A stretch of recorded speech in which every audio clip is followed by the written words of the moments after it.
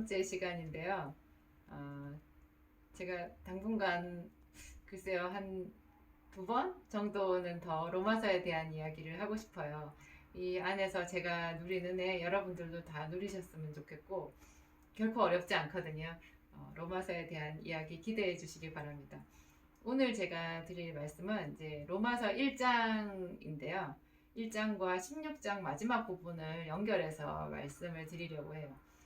로마서 1장을 보면요. 똑같은 단어가 특히 1절부터 17절 거기까지요. 똑같은 단어가 7번이 나오거든요.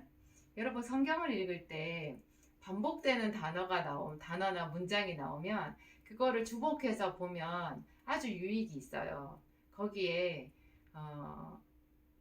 아주 재밌는 어떤 그 힌트, 하나님이 감추어 두신 뭔가를 찾아낼 것들이 많이 있거든요. 로마서 1장 1절부터 17절까지는요. 복음이라는 단어가 그렇게 많이 나와요. 일단 1장 1절이요. 예수 그리스도의 종 바울은 사도로 부르심을 받아 하나님의 복음을 위하여 택정함을 입었으니, 여기서 복음이라는 단어가 나오죠. 바울 자기는 예수 그리스도의 종인데 하나님의 복음을 위해서 특별히 선택을 받았다는 거예요. 복음을 위해서. 그래서 2절에는 그러면 이제 복음이 뭔가 나오잖아요. 복음이 뭔가. 이 복음은 하나님이 선지자들을 통해서 그 아들에 관해서 성경에 미리 약속해 놓은 거래요. 그러니까 여기서 말하는 성경은 구약 성경이죠. 그러니까 복음은 구약 성경에 선지자들을 통해서 하나님이 장차 당신의 아들 메시아를 보내실 건데 그 메시아를 통해서 어떤 구원을 주실 것이다 라고 약속해 놓은 거, 그게 복음이라는 거예요. 그러니까 복음은 구약 성경에는 이렇게 약간 숨겨져 있지만 암시되어 있는 하나님의 약속이라는 거죠. 복음은 약속이다. 하나님이 메시아를 보내신다는 약속이다. 그 메시아는 하나님의 아들이다. 이 이야기를 하고 있어요. 그러니까 또 3절부터는 뭐가 나오겠어요? 이게 정말 꼬리에 꼬리를 물거든요. 3절부터는 그러면 아들이 누구냐 이렇게 나와요. 처음에 복음에 대해서 얘기하다가 복음은 이제 구약에서 하나님이 약속이다, 아들에 관한 약속이다 이 얘기를 했고, 3절부터는 그러면 아들은 누구냐? 이 아들은 이제 예수 그리스도시잖아요.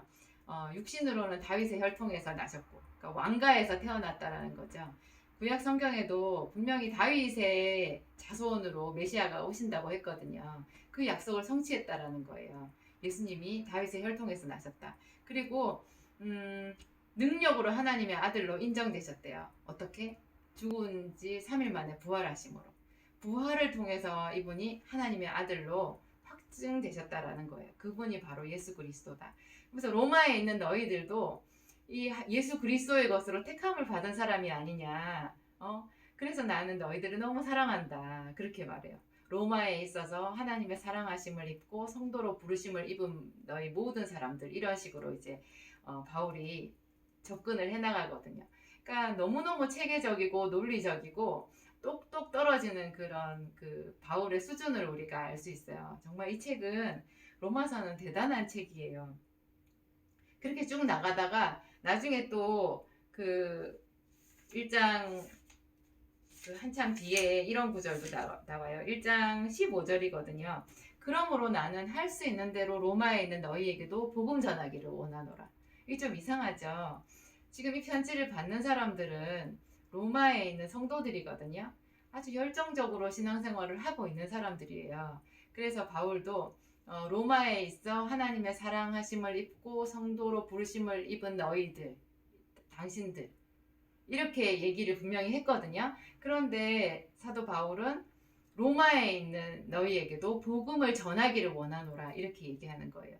그러니까 복음은 지금 제 영상을 보는 분들도 이미 다 복음이 뭔지 아실 거예요. 예수 그리스도를 믿는 것, 예수님을 통해서 천국 가는 것, 그분을 통해서 하나님과 같이 친밀해지고 구원을 받는 것, 이것이 복음이다.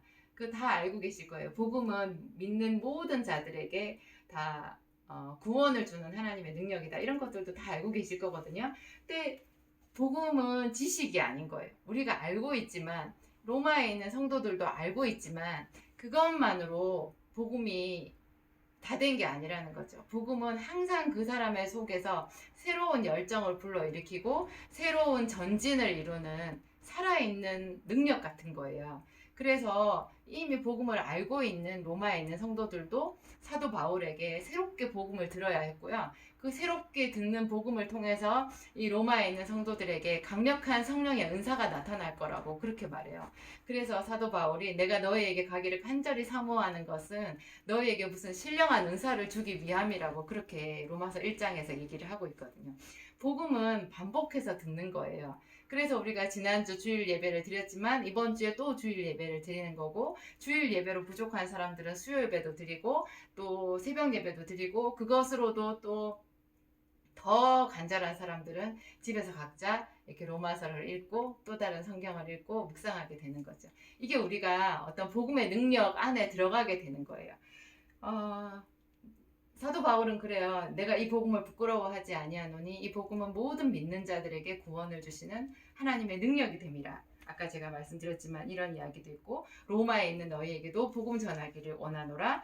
그리고 이 복음에는 하나님의 의가 나타나서 믿음으로 믿음에 이르게 하나니. 이게 계속 복음이라는 단어가 반복해서 나오죠. 그러니까 무슨 뜻이겠어요? 이 로마서 전체는 하나님의 복음에 대해서 기록해 놓은 책이다라는 뜻이에요.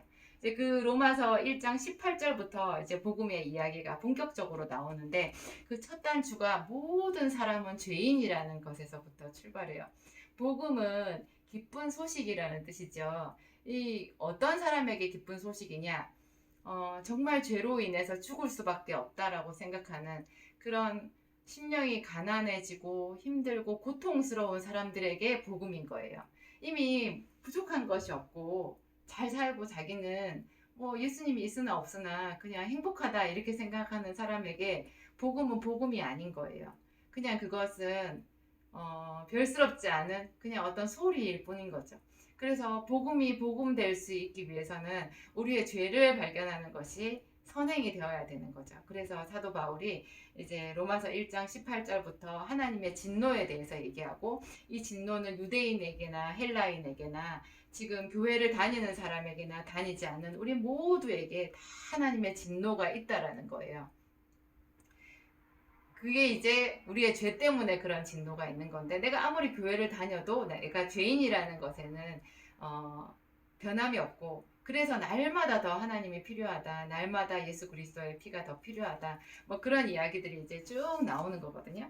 그래서 여기서 보면 유대인이나 헬라인이나 뭐 똑같다. 그러면 유대인의 나음이 뭐냐, 아브라함은 그러면 어떤 의미가 있는 거냐, 이런 이제 어려운 이야기들을 쭉 풀어가요. 제가 오늘 말씀드릴 게 그 사이사이 나오는 복잡한 이야기는 이제 다음으로 돌리고요. 제가 이제 복음이라는 단어로 이 로마서가 시작되었다고 말씀드렸잖아요. 이 로마서 끝부분이 복음이라는 단어로 맞춰요. 여러분 유명한 아주 걸작인 그런 음악 작품들 있잖아요.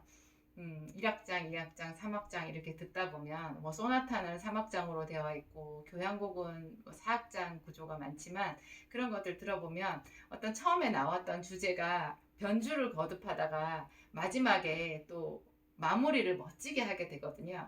그래서 그게 작품성이 뛰어난 건데, 이 로마서가 마치 그래요. 맨 처음에 복음으로 시작하잖아요. 그 복음의 내용을 쭉 이렇게 이야기를 하다가 우리의 죄된 것과 또 예수 그리스도의 은혜와 또 성도가 어떻게 경건하게 살아야 되는 건지, 그런 거에 대해서 쭉 풀어가다가 맨 마지막 로마서 16장, 그것도 제일 마지막 부분에 사도 바울이 그 복음에 대해서 다시 한번 말해요. 나의 복음과 주 예수 그리스도를 전파함은, 이렇게 말하거든요.